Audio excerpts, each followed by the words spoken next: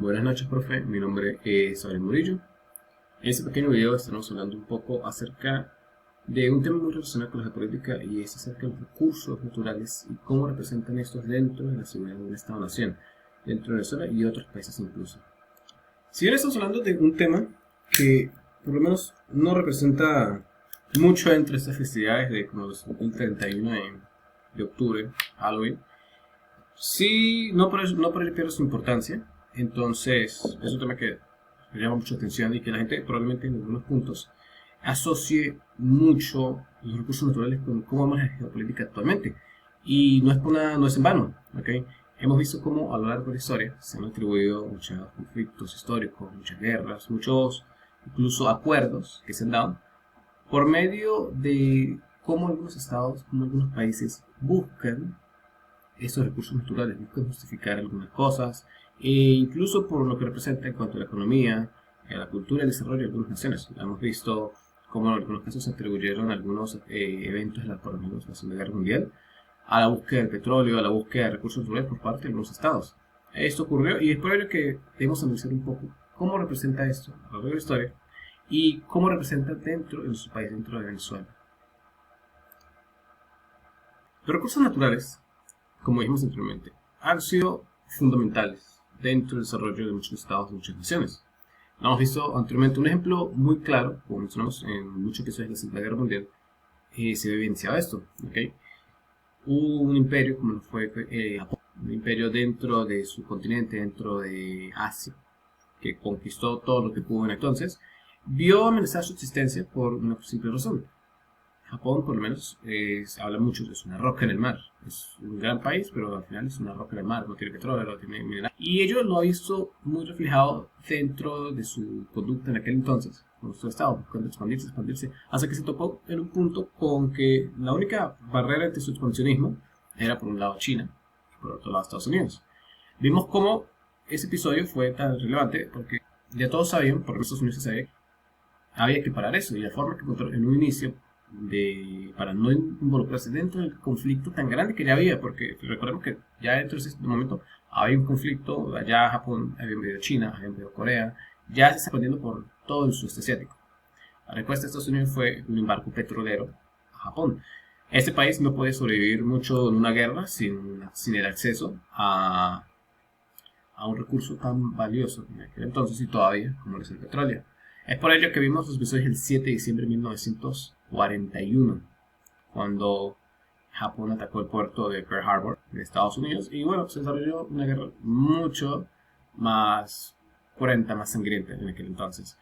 Eso incluso también pasó en Europa, algo muy similar. Alemania en aquel entonces vio como, digamos, la necesidad de expandirse, de ir más allá de sus fronteras a buscar recursos.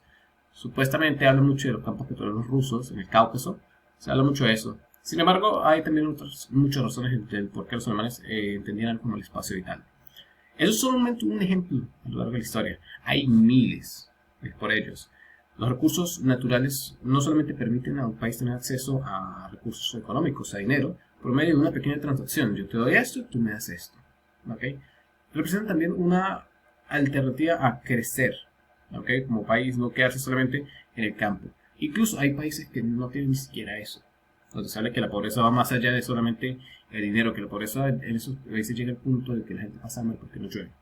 Entonces, es ahí una salida que ven muchas naciones en sus recursos naturales. En nuestro caso, Venezuela, vemos cómo desde la llegada del siglo XX, cómo salimos como país del campo, dejar de ser un país agricultor, pasamos a ser un país extractor de recursos, extraer hierro, extraer oro y sobre todo el más polémico y probablemente el más importante, el petróleo. ¿Okay? Al dar este paso, Venezuela pasa a ser un país un poco distinto a lo que ya hemos visto anteriormente. Ya estamos hablando de probablemente un país modernizado después de la dictadura, de cómo empezamos a ver cómo ya los frutos que se están dando del petróleo empiezan a verse, empiezan a desarrollar un país distinto. Pasamos de ser esa colonia que se independizó a ser una nación, como lo podían ser cualquiera en Europa. Recae allí, por eso vemos cómo influye mucho en el desarrollo de una nación, en el establecimiento de su cultura y en su relación con sus países vecinos y el resto del mundo.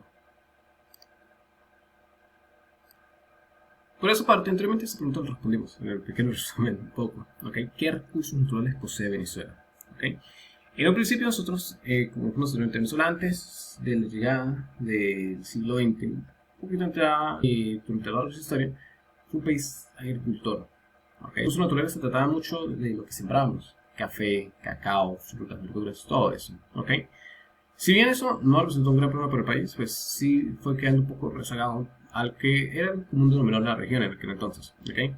Esos son los principales recursos naturales que podemos extraer. ¿Okay? Los frutos, las plantas, todo eso. ¿Vale? Ya con la llegada y con un poco más de la industrialización de nuestra región, de nuestro país, empezamos a ver la llegada de sectores que extraen petróleo, recursos un poquito más refinados que requieren mucho más trabajo: el hierro, el petróleo y el oro. ¿Okay? Esto incluso lo vemos mucho en la forma en la que se ha desarrollado nuestro país. Donde hay mayores yacimientos de petróleo, lo vemos mucho en la costa occidental de la montaña, en zonas como Falcón y estado Zulia. E incluso en Oriente, en estados como Monagas, como Sucre, Anzoátegui, vemos también cómo se desarrolla esta industria de petróleo. E incluso vemos cómo la industria minera desarrolla los sectores más alejados. Podemos ver un poco la capital, ciudades como Ciudad Guayana, todo eso en el sur del país, en el sureste del país.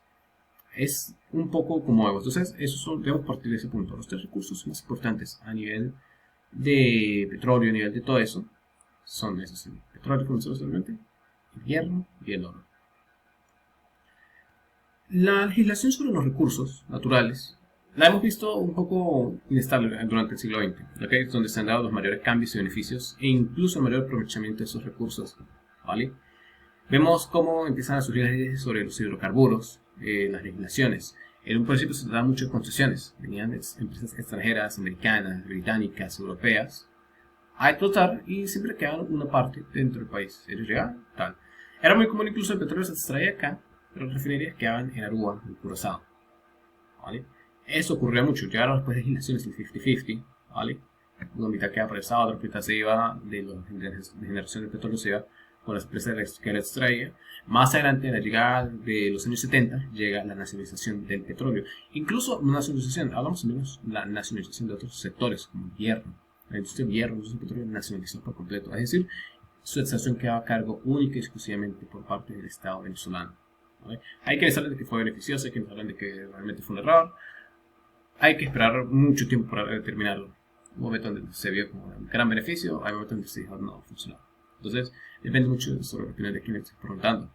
Y ya en este punto, vemos que Venezuela lidera la producción mundial de petróleo y se convierte, digamos, en un referente en cuanto a eso. ¿Vale? Empiezan a surgir potencias petroleras también en el Medio Oriente: Arabia Saudita, Estados Unidos, Kuwait, Irán. Todos esos países, incluso naciones grandes como Estados Unidos y Rusia, grandes exportadores de petróleo, naciones europeas como Noruega, países nórdicos, también exportadores de petróleo, se empieza a ver la necesidad en el mundo de crear ese ente que regule o que de cierta forma establezca las normas del mercado para vender esto.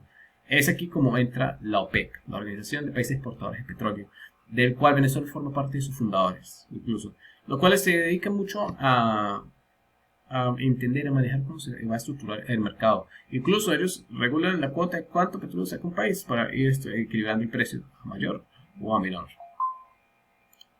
Una pregunta que es muy importante, que es donde la gente mayormente cae, digámoslo, al momento de querer manejar ese tema, incluso ver cómo se trata. ¿Qué factores han influido en el manejo de los recursos naturales? Como dijimos anteriormente, no se trata solo de yo te doy esto, tú me das esto. No es una transacción como puedo vender cualquier otra cosa. Los recursos naturales, como tan importantes, recursos estratégicos como el petróleo, como el hierro, como el oro, e incluso como el carbón, que también forma parte de esa estructura, requieren mucho trabajo en examinar el mercado. ¿Okay? El mayor momento donde Venezuela probablemente mayor aprovechó, mayor ingresos recibió del petróleo, se dio durante muchos momentos que tienen que ver con la geopolítica, momentos de crisis mundial. ¿Vale? En específico, siempre que han ocurrido conflictos en Medio Oriente, es una zona muy conflictiva. Más que todo, no tiene mucho que ver con razones petrolíferas, incluso razones religiosas y políticas también. Cada vez que está en un conflicto en esa zona, se realmente se dificulta mucho el tema del precio del petróleo. Suben, y aquí le beneficia al único productor, gran productor en Occidente que tiene acceso al mercado americano y al mercado europeo, Venezuela. En ese entonces, grandes guerras salieron en esa zona, sube el precio acá, ingresan más recursos acá en esta zona. ¿Vale? Entonces, vamos viendo cómo tiene que ver mucho el tema del factor económico y los factores geopolíticos. ¿Ok? Entonces, vamos por esa parte. ¿Cuál influye entonces en eso? Geopolítica y economía. Esos dos son los más importantes. ¿Cuáles son las consecuencias a día de hoy del manejo de los recursos naturales de nuestro país? Tenemos siempre los dos aspectos, los positivos y los negativos. Siempre van a haber los dos. Jamás va a ser 100% positivo y jamás va a ser 100% negativo. ¿Ok? Vemos lo positivo, nos han dejado infraestructura, nos han dejado un país completamente modernizado. ¿Ok? A pesar de que en los últimos años su administración no ha sido la mejor, ¿ok?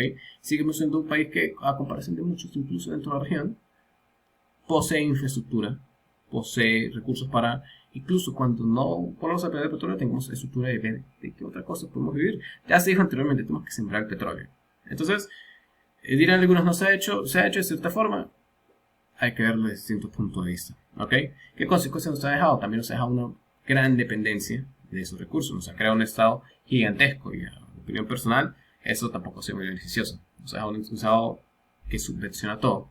Entonces, la economía de cierta forma depende mucho de qué también va el negocio con respecto al petróleo y alrededor. En algunos casos, cuando va mejor es cuando es más dinero en la calle, más que inversión por parte del Estado. Pero baja un poquito el precio, y a pesar de que incluso se reconoce que el petróleo venezolano es un poco más caro de extraer de lo normal y es muy abundante, siempre tiene que ser un poco más caro de lo que establece el mercado. ¿Vale? Entonces, eso también influye mucho por una parte. Los precios bajan mucho, no entra mucho dinero al Estado, los precios suben mucho, entra dinero a borbotones al Estado. Entonces, hay muchas consecuencias. La negativa es depender de este mercado que tiene que ver con el petróleo y con el hierro. Y lo positivo, nos han dejado infraestructura, nos han dejado un país. Para ir concluyendo por esta parte, ¿qué nos queda a nosotros de todo esto? ¿Vale? Debemos entender algo, es que los recursos no son un medio transaccional. Todo esto tú me haces esto. Hay muchos factores involucrados en esto. Incluso sería maravilloso analizar por qué no se puede comerciar el petróleo en otra moneda que no sean dólares. Es un tema muy fascinante y muy denso, que incluso la gente a veces se reduce a, bueno, este país, incluso a los conflictos bélicos se reducen a, este país tiene esto, yo lo quiero, lo invado. No siempre es así, hay miles de razones para iniciar un conflicto bélico. En algunos casos se acusa a países como Estados Unidos o Rusia de invadir países simplemente porque tienen esto, yo lo quiero, lo necesito, lo tomo. Realmente podría ser esa la razón, pero hay miles de razones para un conflicto de esa magnitud. Los recursos naturales influyen demasiado en eso, ¿okay? Más incluso los recursos valiosos y los recursos raros. Los recursos valiosos como esos que estamos nombrando, el petróleo, el hierro, todo eso. Pero los recursos raros son incluso un poco más brillantes en eso, ¿okay? Incluso los recursos pueden llegar a marginar un país a la pobreza, a pesar de países ser muy ricos en recursos naturales como diamantes y todo eso, va a ser muy pobres. Vamos al caso del Congo, un país rico en caucho, en diamantes, en coltán, versus ser un país tan pobre como lo es hoy en día. Entonces, es una dualidad que interesa dualidad. Tener recursos naturales no te garantiza el éxito como nación. Incluso te plantea más retos en lo que puede mantener un país como Japón, por ejemplo. Un país rico, sin los recursos naturales que puede tener un país como Venezuela, que tenemos unas cuantas dificultades económicas. Entonces, por otra parte, también entender los recursos no son solamente yo te doy, tú me das. Entender también la complejidad que hay detrás del comercio, detrás del mercado y todo eso. Por hoy, profesor, no me queda mucho más que agregar. Muchísimas gracias y bueno, que tenga una feliz noche. Me despido.